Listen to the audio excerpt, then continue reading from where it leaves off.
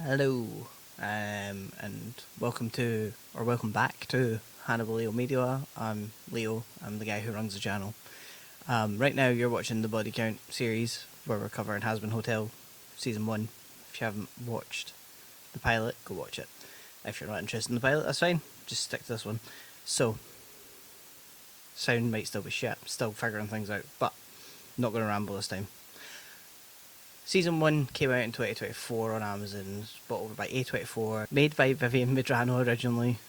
It takes place in hell, so let's just get into some of my favourite thing to talk about, cartoon violence. Cartoon violence! Cartoon violence! So, Season 1, Episode 1 kicks off with a lovely story on how hell was created. We have Lilith and Adam. Lilith didn't really want to be married to Adam because he's a bit of a dick, as you'll see soon. So Lucifer came. Lilith likes Lucifer, so Lilith is like, yeah, fuck you, Adam, I'm gonna be with the guy that's obsessed with ducks instead of you. So they're like, oh, sorry, Adam, have another woman, Eve. And then Lucifer's like, have this big juicy apple. Eve eats the apple, and that's what creates evil on Earth, aka free will, which gives humans the free will to be evil if they want. So, because Lucifer done all this shit, he becomes a fallen angel, or a fallen seraphim, because he is a seraphim. And then Lucifer and Lilith have a baby, and that baby is the grown-up now telling the story. This is Charlotte Morningstar, aka Charlie Morningstar. Her girlfriend Vaggie is... she's been there the whole time. I don't think Charlie was really paying attention. So, we find out Lilith has been gone for 7 years, which is the exact amount of time the exterminations have been going on. They've just had an extermination a week ago. An extermination is when heaven's soldiers called exorcists come down and kill as many sinners as possible, and then they fuck off back to heaven again and celebrate the fact that they've just killed a whole bunch of sinners who used to be human souls.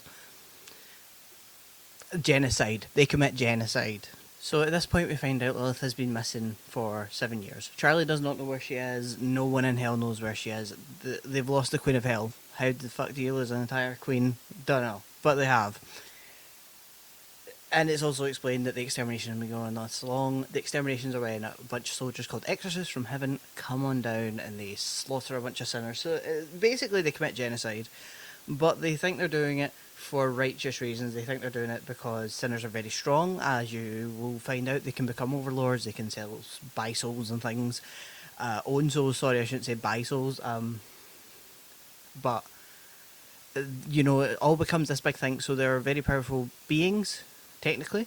And Heaven is worried that they are going to be strong enough to try and take over Heaven, if you watch Season 2. So yeah. It's later explained that Hellborn are excluded from being exterminated. So your imps, your succubi, your hellhounds, your loan sharks from the Greed Ring, your infestor demons. So Glitz and Glamour safe, if you watch Hellboy Boss.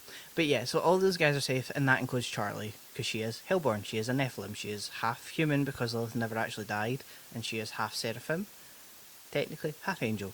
Half angel. Well, let's not get complicated with the angel statuses. So Charlie just wants to carry out her mum's work. She just wants to empower sinners, because that's what Lilith did, as explained in the intro. Lilith empowered sinners with her voice, and her voice made everyone happy and empowered and whatever.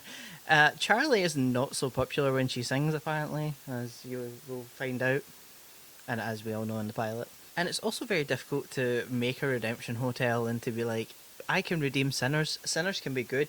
We can redeem people, when you have this guy hanging around your hotel. The fucking radio demon that everyone knows and is absolutely terrified of, who's also been missing for, I think he's also been gone for 7 years as well. Tinfoil hat time. He's not taking the hotel seriously. He's just in it for the amusement. It's Alistair, come on.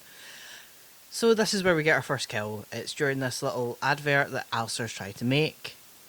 It's obviously just taking the absolute piss out of the hotel and taking the piss out of what Charlie wanted to do. This is a sinner, I'm pretty sure it is. But it does kind of look like the shape of an imp, but at this point there was no crossover with Hell of a Boss confirmed, because there was some copyright issues going on that I will cover in a separate video and try and explain it as best I can, because it's quite confusing and difficult. But I'm just going to call him a sinner. Looks like an imp. The advert is obviously bad because it doesn't convey Charlie's message or the hotel's message. They want to redeem people. They want to try and get sinners to go from hell to heaven, which right now is proven impossible because no one knows what redeems a sinner. No one even knows if redemption is possible. But Charlie is like, I think it is, so let's go for it. We're also introduced to Angel Dust, who is a famous porn star. And he has the body, he has the chest fluff, he has the legs, he has the holes, he has the legs. I got the arms, I got the stamina, I got the legs, I got the lung capacity. Oh, I got the legs, the gag reflex, the holes, the chest fluff, everyone thinks of tits. But he's the only guest at this point. You have Husk, who works at the bar, and Nifty, who is our chaotic little tiny Cyclops cleaner, and I absolutely love Nifty and Husk. But yeah, these guys are... This is all the hotel has. Alistair, Vaggie, Charlie, Angel Dust, Husk, and Nifty. There's only 6 of them at this point. So Charlie gets a call from her dad. We do not hear Lucifer's voice yet. Not yet. Charlie gets a call. Lucifer is like, I know I only call you when I can't be arsed doing my job as the king of hell. And I know I only call you when I'm bored. And I'm not a great dad right now because I have depression. I'm not judging. But could you go to like this little meeting at the embassy and talk with the big bosses of heaven? Charlie accepts because, she's optimistic. She wants to tell the big boss of the exorcists that she's doing this hotel and that she thinks heaven and hell can work together to try and redeem sinners. Vaggie is obviously worried because, you're going to meet the guy who comes down here once a year and slaughters all your people when you're the princess of hell. You're supposed to care about sinners. Obviously she does care. She's just very prideful because that is her sin. While Vaggie is worrying and trying to, warn Charlie to be careful because you can't trust angels. Charlie's just like, ta-da, I'm going to get into my very first song. And once again, like Vaggie does in the pilot, she is... she's like trying to get Charlie not to sing, and it's like, you should know what she's like. They've been like around each other for 3 years. I don't know how long they've been together exactly, but so Happy Day in Hell is like the best opening song I think you could ever give a series because it just sets the whole tone of the show. It's just perfect. It's beautiful. The animation is so smooth. It's stunning. I love it. So we get our first kill. It's quite obvious that we're like soon after the extermination because the amount of bodies that we are racking up here already in the first episode. So our first kill is a sinner who I call Bug Guy because he looks like a giant bug. He looks like he's also been shredded. Then we have a sinner with horns. We get the fish-headed sinner who looks like they were decapitated. I keep saying he, I don't mean it. We have 2 sinners here and I'm not sure what killed them, but I'm counting it because they're dead. Another sinner with an unknown death. And then we have this guy who I like to call the I'm not doing well guy because that's his line. I'm not doing well. He has a knife in his eye. And since he collapses, I'm guessing he died. I'm counting it. Another bug sinner, which is also an unknown death. 3 sinners hanging. A sinner who looks like a crocodile who is also an unknown kill. A sinner being cannibalized by the cannibals. And oh, look at the cannibal kids enjoying their meal. A sinner who's been shot. A sinner here that looks like they were killed with a knife, which then ends the song, which was a lot of fun to count. I'm not sure how many are actually killed by exorcists and how many are killed by other sinners. We are in hell, so sinners do like to kill each other. And I'm also sure the rule still stands that sinners only die through angelic steel. If they're killed with like normal steel or something, they come back. And I'll cover why, and I think it's the next episode we find out like there's like a little hint to it. But the song ends with Charlie at the doors of the embassy, which I'm guessing was built as like a neutral zone since Lucifer is banished from heaven, obviously, because he is a fallen angel, he's not laid up there. But he still had to discuss things regarding hell, because he is the king of all of hell, especially like the exterminations. And it's at this point we meet Adam, the first man, the Dickmaster, Alex Brightman, who I don't have beef with. I fucking love Alex Brightman. People are going to hate me for this, and they're going to think like that I like Adam, and I just think he's the perfect blend of like bad guy and comedic relief. Like, I think he's funny. I'm going to be cosplaying Adam. I don't know. Adam has grown on me. That is it. So yes, this is the same Adam, obviously, who was in Charlie's story at the start of the episode. He has his Lieutenant Luke by his side, and we don't see her face yet, but there's a running joke in the fandom with a lot of the women, but especially Luke, and it's I can fix her, or I can make her worse, and you'll see why when that mask comes off, I suppose, and you can make your own decision. Adam is a dick. No surprise there. Like, the Lucifer Netflix show also makes Adam, like, a kind of frat boy douchebag. I just think it's a running theme, because, like, why did Eve get punished for eating the apple and Adam didn't? Yeah, so he isn't even physically at the meeting. He's using, like, a hologram projector, because he's like, oh, I don't want to be in hell. But he's perfectly fine coming down to, like, exterminate a bunch of human souls once a year. So Charlie tries to explain the concept of the Hazbin Hotel through another song, and this gives us one of my absolute favourite songs of season 1, and probably of all Hazbin Hotel, Hell is Forever, which Adam interrupts. The little happy bit at the start, all about rehabbing sinners so they can get to heaven, climb the stairs, and get to the pearly gates. And Adam's definitely not for it.